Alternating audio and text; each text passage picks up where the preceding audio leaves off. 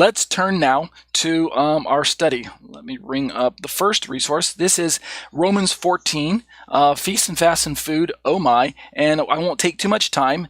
Last week, or 2 weeks ago, I should say, we finished going through the resources from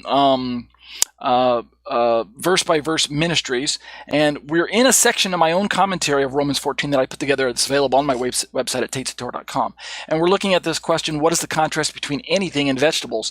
And so we've got 3 verses where Paul talks about one person in Romans 14:2. One person believes he may eat anything, while the weak person eats only vegetables. And the question we're asking is, when he says anything there, is he saying one person believes he can eat anything regardless of whether it's sanctioned by Torah, versus another person eats only vegetables? Is that the comparison? Or, as I believe he's referring, is he talking about that one person may eat anything, but yet still within the confines of Torah applicability, what is allowable by Torah limits? So it means anything kosher.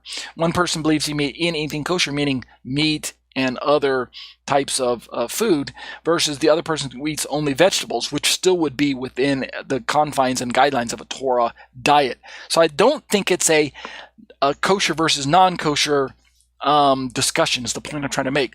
Of course, last week or 2 weeks ago, we found out that by looking through verse-by-verse ministries, and I've got their website pulled up, www.versebyverseministry.org provides a very well-balanced commentary when it comes to the traditional Christian perspective, that Paul's actually instructing his readers to not have to concern themselves with keeping kosher. If you click on their resource here for Romans lesson 14 and scroll down through it, we read most of this, or a good chunk of it, 2 weeks ago and the week prior to that. And so go back and listen to the last 2 shows, episodes number 110 and episode 111. And you'll see that their perspective is that keeping Torah is basically a sign of weakness. You can see it right here in their bullet point. Regarding keeping Torah, which would include keeping kosher, this was a sign of weakness in faith, in the sense that it meant that they were not strong enough spiritually to take advantage of the liberty they had in Christ. Per the perspective of traditional Christianity, the Messianic Jews in Paul's day were still holding on to Torah observances, even though they believed in Jesus, and this made them weak. Their faith was weak in that they couldn't let go of Torah. That's a sign of their weakness.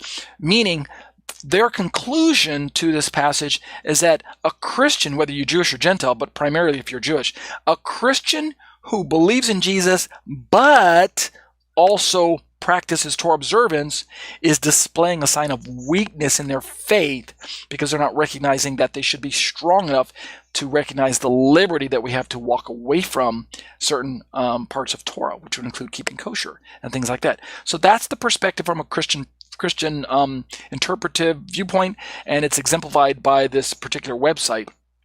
What we're going to look at today, real quick, and we won't spend, like I said, too much time as this, maybe 15 minutes on this, more on this part, and then we'll jump into the Shema study. We're going to look at we're going to begin to turn to a difference of opinion, a Messianic perspective.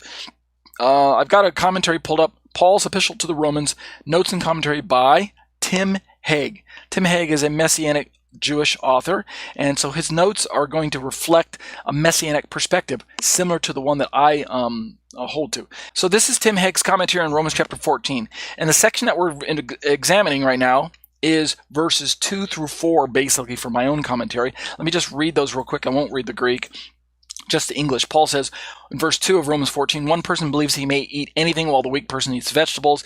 We already talked about what is the contrast between anything and vegetables. Is this a kosher versus non-kosher discussion? Or is this a fast versus a non-fast discussion? Or is it a veggie versus anything non-veggie discussion? That's what we're trying to ascertain. Verse 3 says, let not the one who eats despise the one who abstains, and let not the one who abstains pass judgment on the one who eats, for God has welcomed him. And then verse 4, who are you to pass judgment on the servant of another? It is before his own master that he stands or falls, and he will be upheld, for the Lord is able to make him stand. So this is important for us today because it impacts us down here in the 21st century, even though it was written 2,000 years ago. It impacts us because we have Torah communities who are still trying to worship God in a semblance of Torah keeping, which would include keeping kosher, avoiding those things that God said to avoid, and eating only those things that God said to eat. And yet, if this passage is Paul's way of saying, don't worry, everybody can eat whatever they want to just based on their own conscience and their own position before God, but don't judge one another, well, then it really destroys the force of the trying to make a case that the Torah is still relevant. It really just means it's relative, right? I'm sorry, it's subjective. You can keep it if you want to, but it's really not important if everyone keeps it. In other words, there's really no covenant responsibility among God's people. It's just whether you feel like you want to do it or not, something like that. That's what we're trying to determine. What is Paul really trying to say? Would Paul have agreed to a view where he's teaching that the Torah is no longer relevant, whether for Jews or Gentiles in Messiah? But if you still want to keep it, that's fine. Just don't judge one another. Is that the position that Paul is taking? Let's look at it. From Tim Hegg's commentary, we read, and we got the verse in highlight here, one person has faith that he may eat all things, but he who is weak eats vegetables only. The one who eats is not to regard with contempt the one who does not eat, and the one who does not eat is not to judge the one who eats, for God is acceptable. Okay, let's read Tim Hegg's commentary. We're going to start right there where you can see I've got it highlighted. And we won't read all of this, like I said, only a page. Tim Hegg says, the first matter the apostle gives by way of example is that of food laws, but clearly not laws enjoined in the Torah. Listen up. That is to say, the issue the apostle brings forward as an example is not one of kosher versus non-kosher, at least from the laws of clean and unclean specified in the Torah. Now let me pause and just make sure you're following along.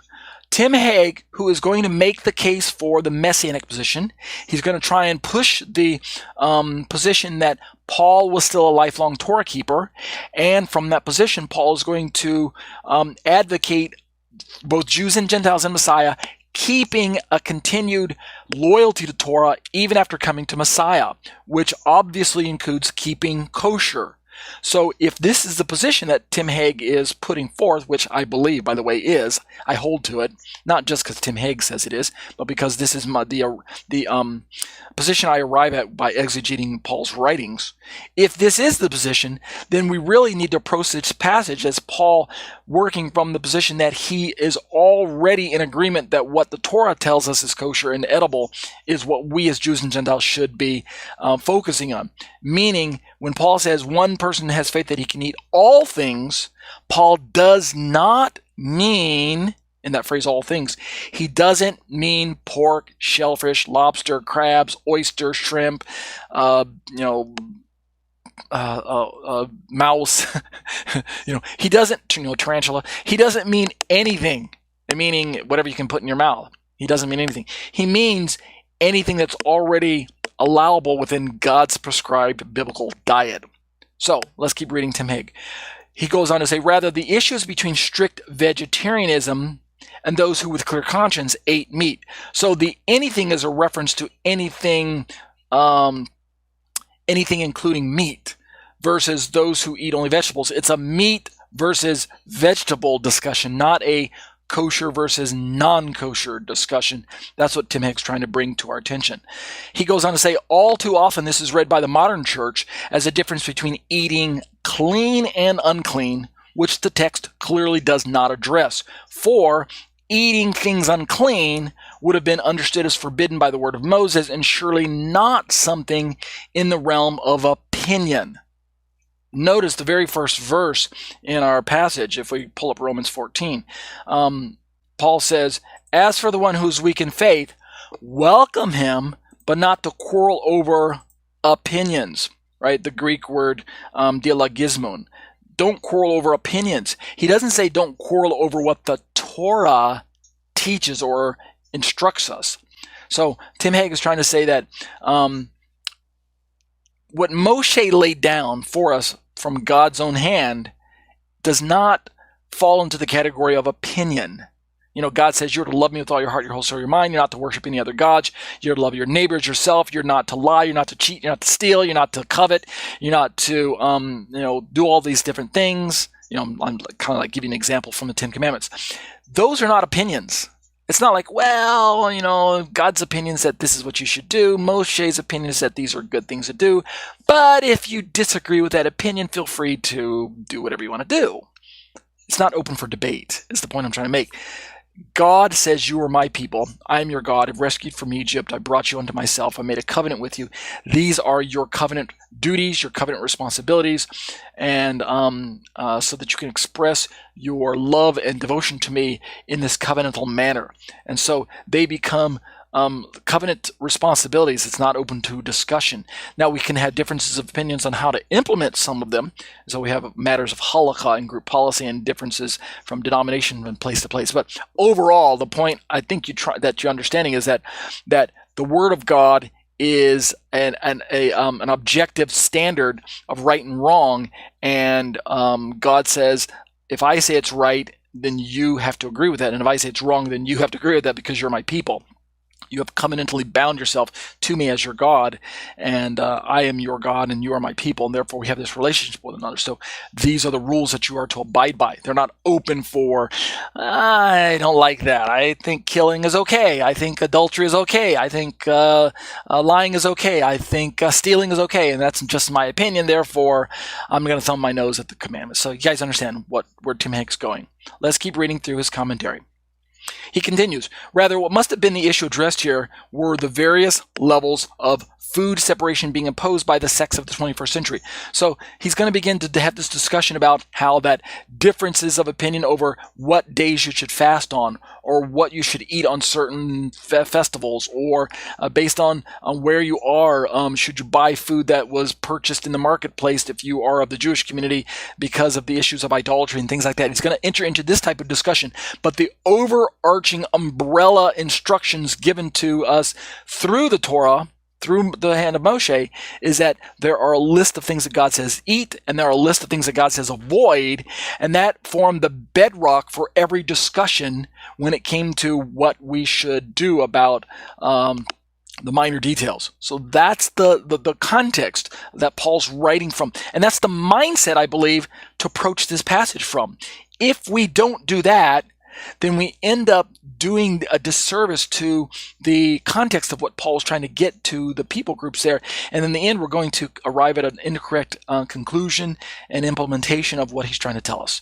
So Tim Haig continues, we know, for instance, that the Qumran sect was extremely strict in their food laws, putting many more levels of requirements upon the written text of Torah. For instance, all food eaten in a communal meal had to be ritually pure, meaning it had never been in the presence of ritual impurity.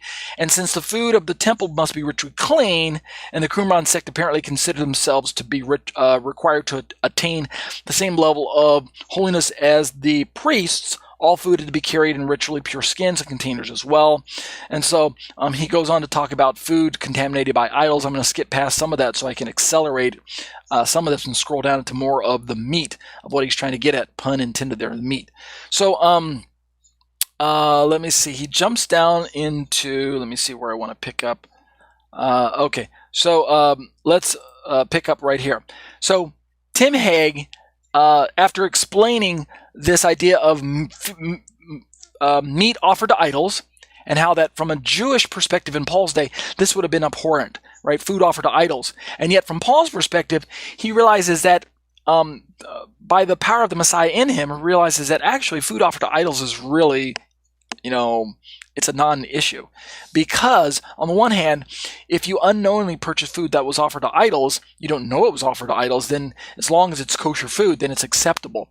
On the other hand, even if you do know that it was offered to idols, there's this understanding that idols are really nothing.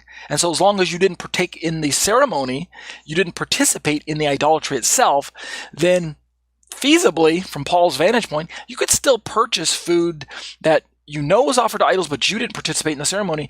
And as long as it was kosher, it was on the biblical list, then it was still acceptable food. So overall, Paul's going to realize that the truth of the matter is that idols are nothing, and as long as you're steering clear of idolatry and the ceremonies attached to that, then you're in the clear. You're okay. But the food itself is an innocent medium that gets caught up in the middle sometimes. So go ahead and eat whatever's sold in the marketplace. He's going to go on later to tell us in 1 Corinthians, food offered unto idols. If it's within the strength of your conscience to eat that, that's fine. If your conscience is strong enough, he's going to tell us later on in 1 Corinthians chapters 8 and chapter 10. But having said all that, Tim Haig leaves us with this concluding remarks, and I'll close out with these last two paragraphs, last two or three. Tim Hegg says, but I hasten to say again, both parties, speaking of the Jews and Gentiles in discussion, both parties received the Torah and its laws concerning clean and unclean as the unmovable foundation for halakha in the first place. Let me just pause and let that sink in. From Paul's perspective, as outlined by Tim Hegg, and I agree with Hegg's assessment, Paul is not having discussion of whether or not we should keep Torah and its kosher dietary restrictions between Jews and Gentiles.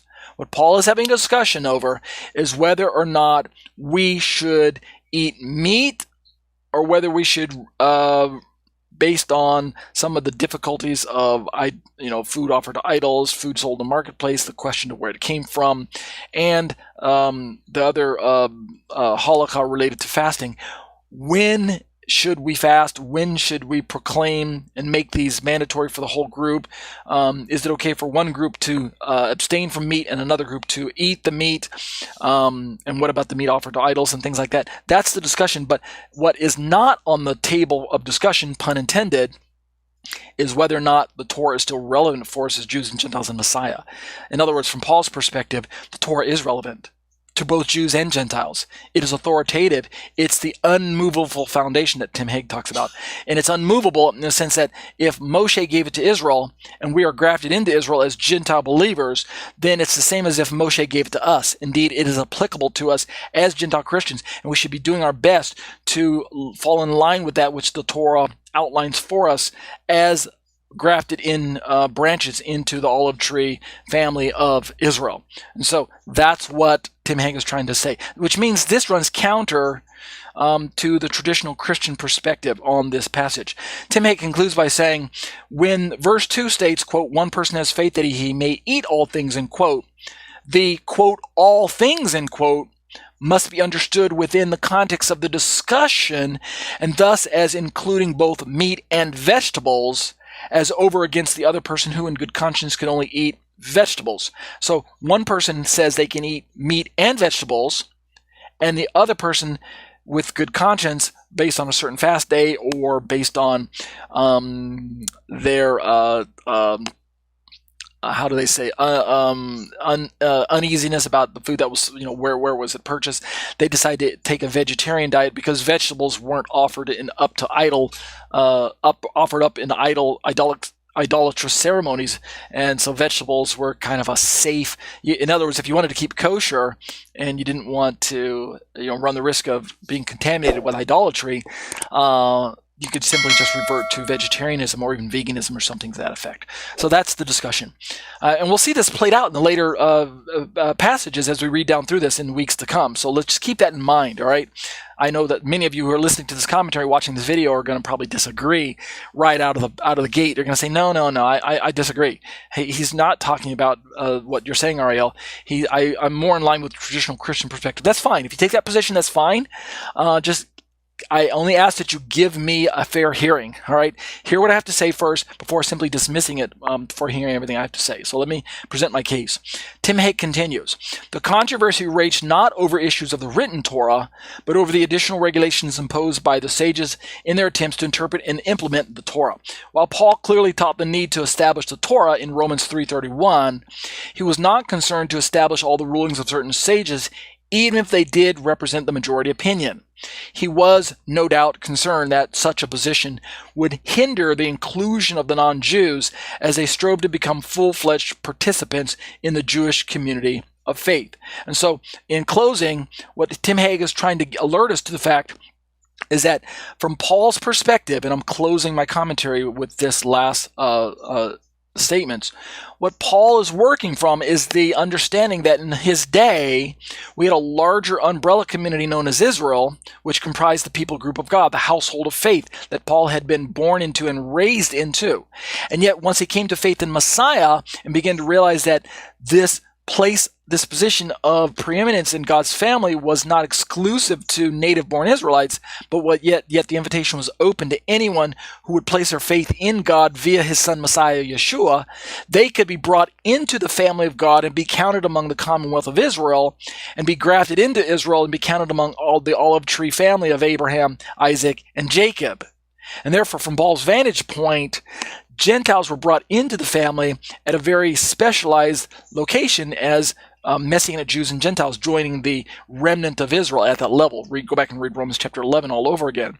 And this position as remnant Israel afforded Jews and Gentiles the opportunity to walk into the commandments of God as outlined by the Torah of Moses. And therefore, the Torah was applicable not to Jews exclusively. Instead, in Paul's theology, the Torah was exclusive to covenant members. This included Jews and Gentiles in Messiah, and it also included Jews who were not in Messiah, but were in covenant with God. What it excluded was those who were not in covenant with God. In other words, the generic, unbelieving world at large, the pagan world at large. The Torah is not a covenant document for them because they're outside of the marriage contract covenant stipulations. So, in the end, Paul champions Torah for Jews and Gentiles alike in Messiah. Gentiles if you're grafted in. So he's not going to come along and say, oh, it's okay if you don't have to keep Torah. He's going to want Gentiles in Messiah to embrace Torah observance just like he himself did. And therefore, the weak in Paul's letter are not Messianic Jews still keeping Torah. Instead, the weak are those Jews who are part of the larger covenant community who had already laid claim to faith in God, loyalty to Torah, but we're still in decision mode when it came to connecting the dots of who this Jesus Messiah was, who this Jesus prophet was, this itinerant preacher from Galilee. Was he the long-awaited prophet? Was he the one that was spoken of in our Tanakh? Is he the one that we should place our trust in? We're open to a discussion about this topic, and we're not going to reject him outright just yet. And so to that degree, we'll dialogue and fellowship with Messianic Gentiles and Jews and hold discussions on this particular topic. We'll stay loyal to God and loyal to His Torah, and we'll be sensitive to those. So that's the position we're going to work our way down through as we're working our way through this particular commentary. Okay.